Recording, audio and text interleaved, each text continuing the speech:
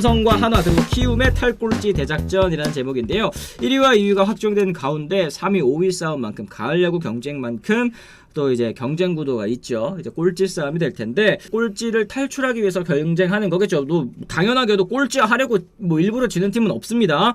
딱 이렇게 마무리 될 것 같아요. 순위가 8위 삼성, 9위 한화, 이제 10위 키움, 예, 10위 키움. 이렇게 좀 마무리가 될 것 같아요. 사실은 그 8등과 9등의 의미는 사실은 없죠. 근데 그 최하위는 네. 항상 꼬리표처럼 따라 붙을 거 아니에요. 아, 그렇죠. 네, 그래서 이 최하위 탈출에 대한 신경은 아마 세 팀 엄청 쓸 텐데 굳이 선수들을 무리해 가면서까지 기용을 하지는 않을 것 같아요. 네, 그렇게까지는 안 할 것 같은데 어쨌든 최하위 일단 한화가 좀 최하위 탈출에 가장 좀 신경을 많이 쓰지 않을까. 그리고 키움은 뭐 이게 너무 안 맞았죠. 엇박자가 너무 나면서 시즌 뭐 초중반부터 완전히 지금 뭐 무너지다가 결국 이제 오늘 아마 한 경기 남아 있는 걸로 알고 있어요. 네. 키움은 오늘 근데 선발이 오늘 후라도가 이제 나가니까 오늘 과연 이제 이겨놓고 좀 기다려야 되는데 한화랑 반 경기 차이란 말이죠. 아, 그렇죠. 네, 네. 네. 한화와 경기 수가 3경기가 남았다는 게 오히려 조금 탈꼴찌에 대한 희망이 한화 쪽에 조금 더 있지 않을까. 아, 그렇습니다. 일단 삼성 같은 경우에는 최소 9위 확보했습니다. 최근호님께서 얘기를 해주셨는데 이제 잼잼님 말씀처럼 뷰캐넌과 원태인 승리 투수 꼭 챙겨서 8위로 마무리하자 얘기도 하셨어요. 이 두 선수가 1승씩 더 챙기는 것도 당연히 이제 중요한 일이기는 하겠습니다만 여기에 이제 추가적으로 오승환 선수의 KBO 리그 역대 최초 이 400세이브 달성도 남은 두 경기에서 과연 가능할지 좀 일단은 지켜봐야 될 것 같습니다. 그러네요. 삼성이 지금 2패를 한다고 하더라도 남은 경기에서 모두 이제 진다고 하더라도 83패잖아요.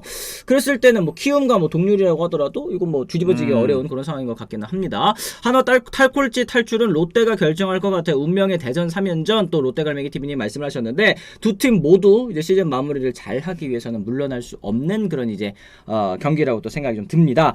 한화 같은 경우에는 2020 시즌부터 최근 3시즌 연속 최하위를 했고요. 만약 올 시즌에도 꼴찌한다면 KBO 리그 역사상 두 번째로 4년 연속 최하위의 불명예를 쓰게 됩니다. 4년 연속 꼴찌 예전에 2001년부터 2004년까지 롯데자이언츠가 기록한 이후 또 처음이라고 할 수 있을 텐데 올 시즌 초반에 사실 뭐 최은성 선수도 영입하고 또 이제 젊은 선발 투수 특히 이제 문동주 선수가 성장하면서 노시환 선수도 대폭발하면서 올해는 꼴찌는 안 하겠구나 생각을 했었는데 또 막판까지 또 이렇게 가게 됩니다. 노시환 거의 그 MVP급 활약. 여기다가 최은성 또 영입을 했고. 네. 거의 뭐 국내 1선발이라고 할 수 있는 이제 뭐 문동주 선수도 이제 자리를 이제 완전히 잡은 상태고. 그렇죠. 그럼에도 불구하고 지금 탈꼴찌 싸움을 또 해야 그러니까 된다. 페냐나 산체스 같이 또 이제 외국인 투수들도 대체 외국인 선수들도 어쨌든 잘해줬잖아요. 그러니까 결국에는 뭐 진짜 눈에 띄게 못한 선수는 뭐 오그레디 선수 정도였는데 이게 좀 순위 올리는 게 참 쉽지는 않습니다. 왜냐하면 시즌 중반에는 뭐 7위, 8위 뭐 여기에서 놀다가 뭐 5위도 가능하다. 5위 경쟁을 했었던 시기도 분명히 있긴 있었거든요. 그러니까 뭐 한 5월달, 6월달까지는 5위 경쟁 가능하죠. 승자가 뭐 벌어지더라도. 예. 그런데 이제 나중 되면 사실은 좀 이제 어려워지는데 제가 드리고 싶은 말씀은 지금 제가 그 거론했던 선수들 외에 나머지 이제 선수들의 활약은 정말 미미하다는 거죠. 냉정하게 보면은 경쟁력이 많이 떨어진다는 얘기입니다. 이 선수들이 올라오지 못하는 이상 우리가 각 포지션으로 보면은 유격수 같은 경우에는 거의 최하위예요. 네.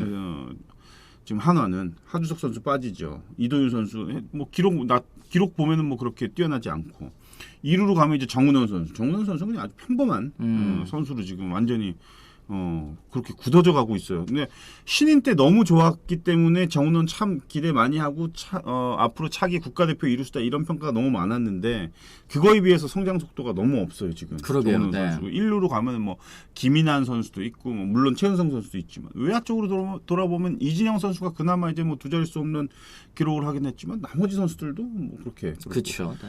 포수 자원은 더 아마 제가 볼 때는 냉정하게 포수는 거의 최하위급 아닌가요? 최대현 선수가 지금 공격이나 이쪽에서도 많이 보면은. 좀 좋지 못했죠. 네, 그러니까 마운드로 돌려보더라도 문동주를 제외하면은 사실 뭐 강재민 선수가 굉장히 잘하다 갑자기 또 올해 또 그렇죠. 부진하고. 아 이게 누가 잘하면 또 누가 못하고 이렇게 하다 보니까 또 제자리가 된 것 같기는 없어요. 합니다. 그냥 계속 제자리인 거예요. 이게 성장이 되질 못하고 계속 제자리인 거예요. 그래서 물론 야구라는 스포츠가 단체 스포츠긴 하지만 개인이 잘해서 그게 모아져서 성적이 나는 게 이게 이제 가장 베스트긴 한데 네.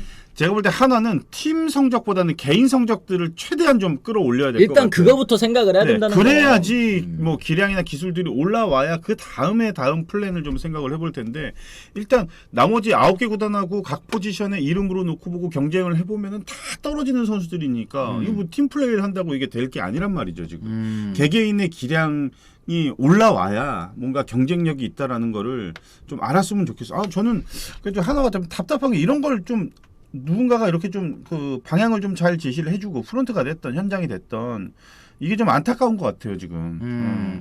그래 무슨 의미가 있겠냐님이 그냥 여담이지만 수베르 감독에게 시즌 마감까지 맡겼더라면 과연 어땠을지도 궁금합니다 얘기를 하셨는데 이게 결국에는 최원호 감독을 선임하면서 했었던 얘기가 이제는 이기는 야구 할 때가 됐다라는 얘기였는데 결국에는 이제 이기는 야구가 되었느냐 그리고 이제 지난해와 비교했을 때 추가된 승리 같은 경우에도 지금 56승이잖아요. 지난해에는 46승 했거든요. 그러니까 딱 10승 한 거예요. 뭐, 오프시즌 때 박용택 위원 나왔던 그 유튜브 컨텐츠 같은 거 이제 보니까, 이제 10승 정도 더 할 것 같다. 이렇게 얘기했더니 손혁단장이, 야, 그럼 나 잘려. 이랬대요. 근데 지금 딱 10승 했거든요.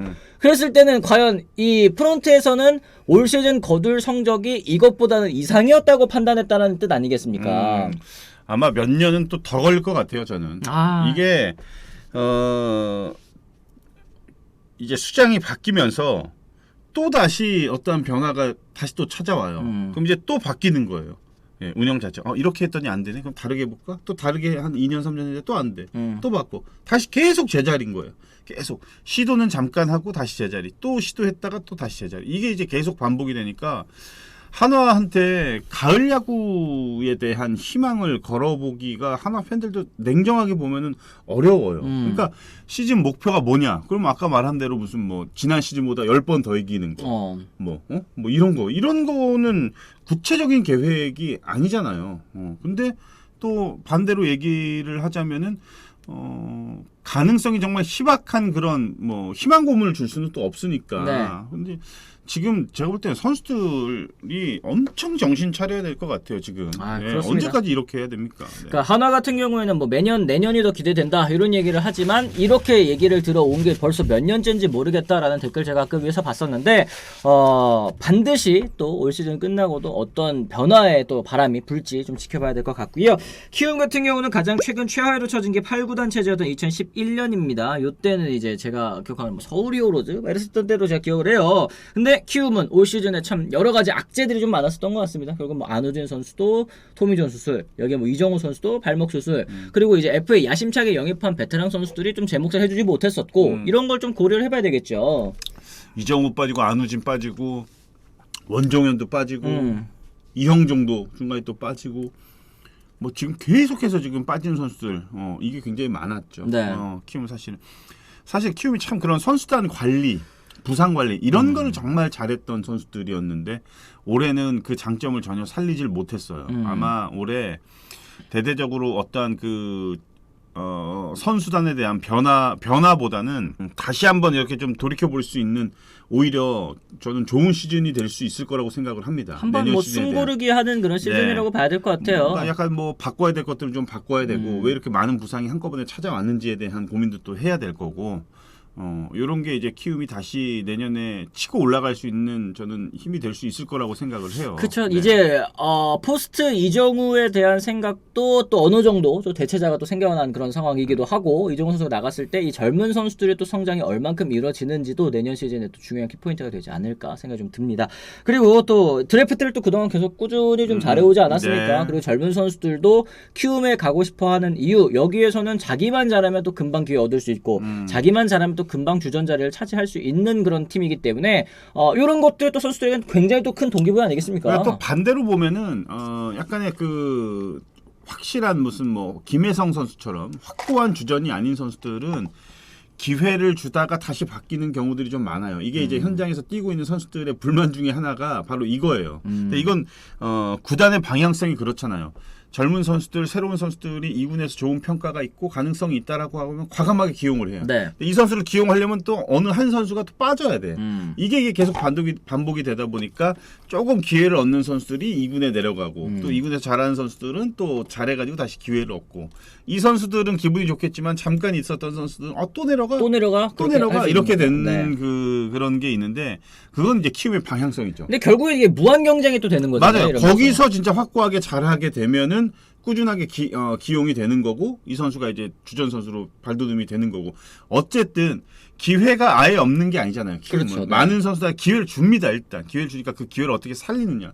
올해도 보면은 신인 포수가 김동원 선수 같은 경우에는 고졸 신인인데 올해 지금 거의 풀타임 가까이 다 뛰고 대표팀까지. 진짜 포수가 이렇게 기회 많이 받는 거 쉽지 않거든요. 네, 그러니까 그건 다 이유가 있는 거예요. 그러니까 뭐 불만이 있는 선수도 있겠지만 만족하는 선수도 분명히 있어요. 모든 구성원들이 전부 만족할 수가 없잖아요. 어떤 맞습니다. 조직이든 그거는 근데 키움은 이런 방향성은 정말 좋다. 그렇습니다. 이렇게 봅니다. 네. 자, 이랬을 때 세 팀의 잔여 경기 현재 삼성은 2경기 남았고요. 하나 3경기 그리고 키움 1경기를 남겨두고 있습니다. 하나 삼성은 14일 SSG 그리고 이제 NC를 만나는 좀 다소 강팀들이죠. 위에 이제 5강에 올라간 팀들과 지금 경쟁을 하고 있는 상황이고 하나는 14일부터 16일까지 롯데와의 3연전이 남아 있습니다. 키움은 13일 SSG전 1경기를 치르고 올 시즌을 또 마감을 할 수 있게 되는 상황이네요.